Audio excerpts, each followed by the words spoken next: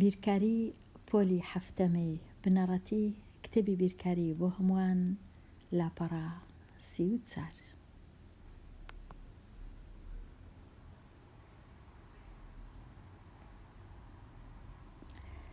لێرەش گەیشتمە ڕاهێنان و شیکاری پرسیارەکان درەختی شیتەڵ تەواو بکە بۆ نووسینی شیتەڵی خۆبەش. درەختەکە هەندێکی کرایە بۆ وێنە پرسیاری 41 ژمارە 144. ئەو درەختە دوو کۆڵکە نووسرایە 9 و 16. ئێستا ئەمن 9ەکەش دەکەمە دوو کۆڵکە چونکە دەبی ژمارەکان ببنە ژمارەی خۆبەش چونکە شیتەڵی خۆبەشە. کەواتە 9 دەکەمە دوو کۆڵکە یەکەچیان 3 ئەوی دیش 3 جاران 3. 16ش دەکەمە 4 جاران 4 و پاشان چارەکەش دەبی بکەمە 2 جاران 2. هەردوو چارەکە 2 جاران 2 تەواو دەبی درەختی شیتەڵ چونکە ژمارەکان هەموویان بوونە ژمارەی خۆبەش 3 و 2. ئەوە تەواو بوو. ئێستا پرسیاری 42 ئەو جارەی هەمان ژمارەی 144 بەڵام 12 جاران 12 هەر یەکشتە 12کەی دەتوانم بکەمە 2 جاران 6. لێرەش دەتوانم 12 بکەمە 4 جاران 3 بە کەیفی خۆم چونکە هەمووی ڕاستە. ئەو جە 6ەکەی بکەمە 2 جاران 3 و 4ەکەش بکەمە 2 جاران 2. کەواتە هەمان کۆڵکەم بەدەست دێ کە لێرە بەدەستم هات. کۆڵکەی خۆبەش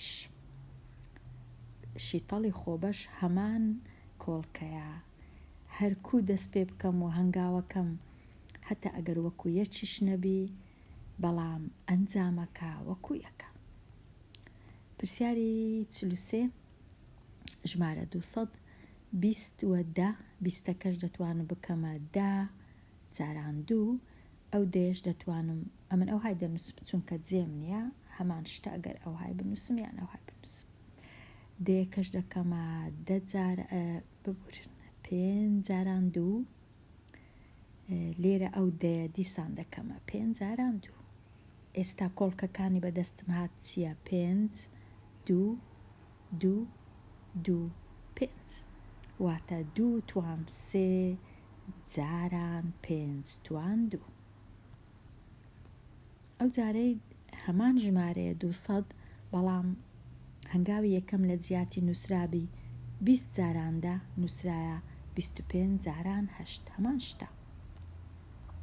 دیسان دەبی ئەمن 2 پێنجم بەدەست بێ لەگەڵ 3 2 25ەکەی دەکەمە 5 جاران 5 8ەکەش دەکەمە 4 جاران 2 پاشان چارەکەش دەکەمە 2 جاران 2 کەواتە هەمان شتە 1 2 2 2 3 2 1 5 و 2 5.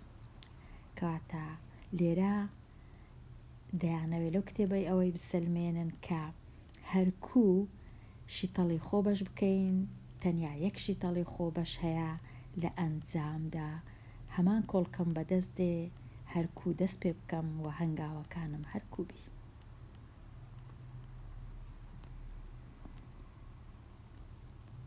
پرسیاری 45 دەتوانیت ژمارە 64 شیتەڵ بکەی بە شێوەی 1 جاران 64.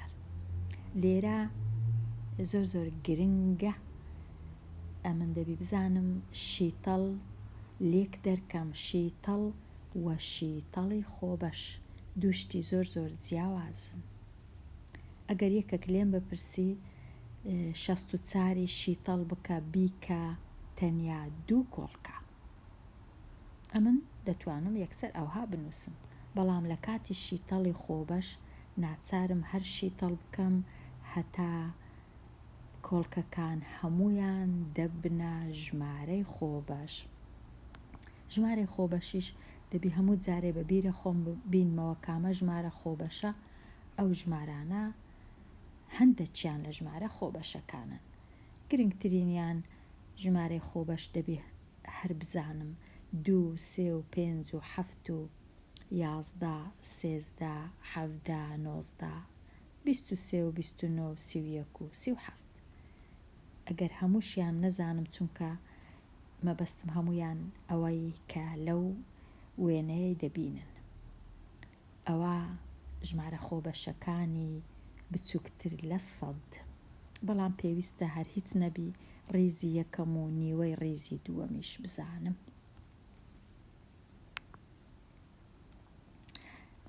ئێستا پرسیارەکە چ بوو؟ نووسرا بوو دەتوانیت ژمارەی 64 شیتڵ بکەی بە شێوەی یەک جاران 64. شێوەکانی دیکە چنە؟ شێوەکانی ترچین بۆ نووسینی 64 وەک ئەنجامی لێکدانی تەنیا دوو کۆڵکە، چونکە شیتەڵی خۆبەش زۆر جار لە دوو کۆڵکە زیاترە. بەڵام لێرە دەیانەوێ فێربین شیتەڵی دیکەش هەیە بێجگە لە شیتەڵی خۆبەش کە 64 تەنیا دەکەمە دوو کۆڵکە. با بزانین کو 64 تەنیا دەکەمە دوو کۆڵکە. یەکەک ڕەنگە بنووسی 64 دەکاتە دوو جاران 32. ڕاستە.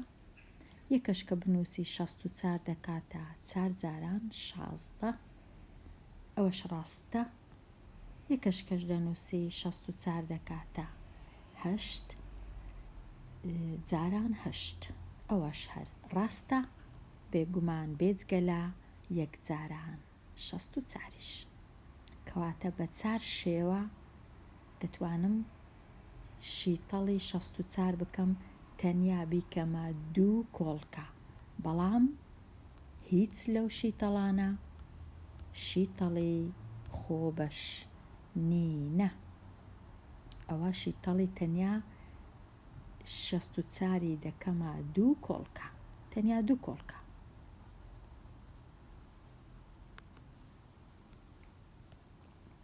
پرسیاری 46 ئەو جارەی دەتوانی چەند زۆر زۆر گرنگە چەند شیتەڵی خۆبەش بۆ ژمارە 64 بنووسی. هەمیشە و هەمیشە شیتەڵی خۆبەش تەنیا یەک شیتەڵی خۆبەش هەیە.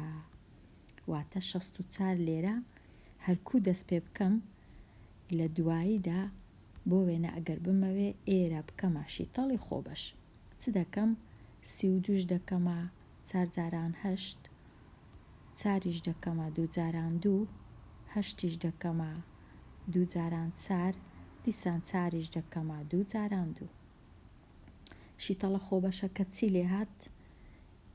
1 2 2 2 3 2 4 2 5 2 6 2. واتە 64 کردیە 2 توان 6 چونکە 6 دانە دووم بەدەست هات. باشە. ئێستا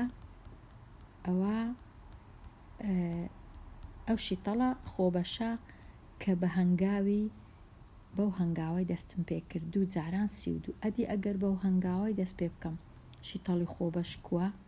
دیسان 2 2 16 دەکاتە 4 جاران 4، 4 دەکاتە 2 2، دیسان 4 دەکاتە 2 2، دووەکان دەژمێرم دەبێ دیسان 6 2 1 2 3 4 5 6. واتە ڕاستە هەنگاوەکان بە یەک ناچن، بەڵام ئەنجامەکە هەر شیتەڵی خۆبەش یەک جۆرە. ئەویش دەکاتە 64 دەکاتە 2 توان 6. ئەگەر ئەوها دەستم پێ کرد هەمان شتە 4 جاران 2 دیسان 4 جاران 2، ئەوجە دیسان چارەکە دەبیتە 2 جاران 2، ئەو چارەش هەر دەبیتە 2 جاران 2. ئێستا دووەکان دەژمێرم 1 2 سێ چار پێنج شەش لەبەر هەندێ وەڵامەکە چییە؟ تەنیا یەک شیتەڵی خۆبەش هەیە لۆ هەر ژمارەیەک.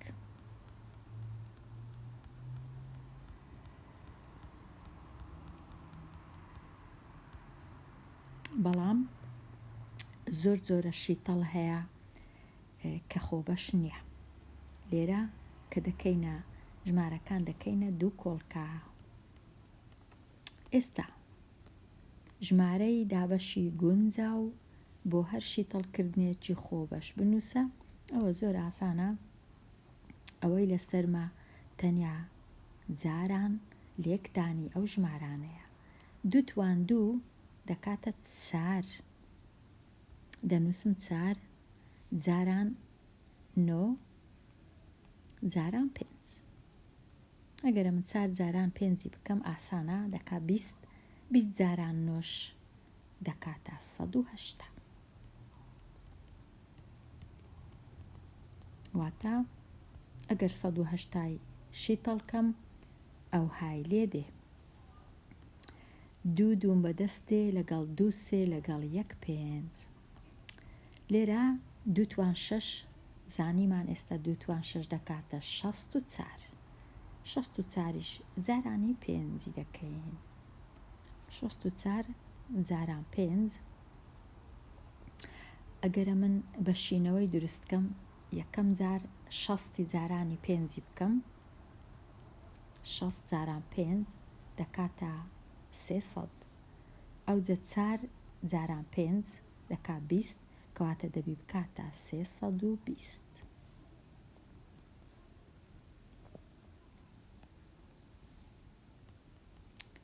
ئێستا 49 4 توان سێ دیسان دەبی بکاتە 64. 64 جاران هەفت ئەگەر بەشینەوە یەکەم جار 6 جاران هەفت، 6 جاران هەفت دەبی بکاتە 420. 420 ئەوجا 4 جاران هەفتیش دەکاتە 28 کەواتە 448 دەکاتە 448. ژمارەی خۆبەش دابەشی گونجاو 448. پرسیاری 50 سێ توان دوو دەکا 9، پێنجیش توان دوو دەکا 25 جاران هەفت. ئەگەر ئێرە دەبە 10 جاران 25 دەیکرد 250. بەڵام چونکە نۆیە کەواتە 9 جاران 25 دەکاتە 225. 225 جاران هەفت.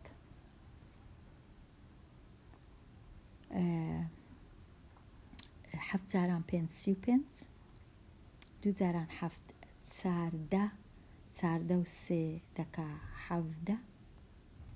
2 جاران هەفت 14 لەگەڵ یەک 15 کەواتە ژمارەکە کردیە 1575. 1575. پرسیاری 51 2 جاران سێ دەکا 6. 6 جاران هەفتیش دەکات 42. 42 جاران 11. 42 جاران 10 دەکات چەند؟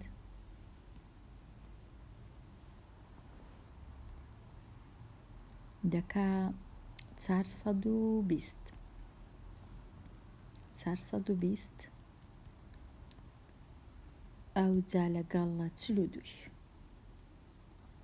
کەواتە دەکاتە 2 6 4 462 هەمووی ئێرە.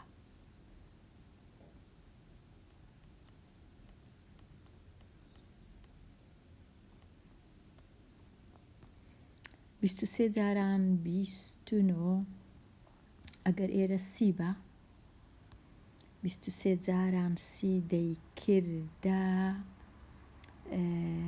690.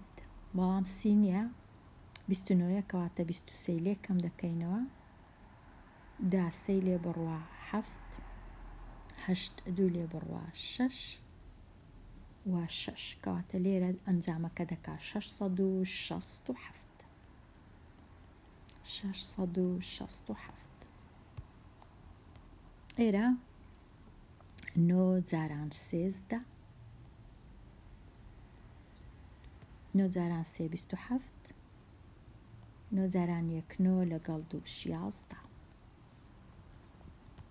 لێرەش 2 توان 3 دەکا 8 5 توان 3 دەکا 125 جاران 13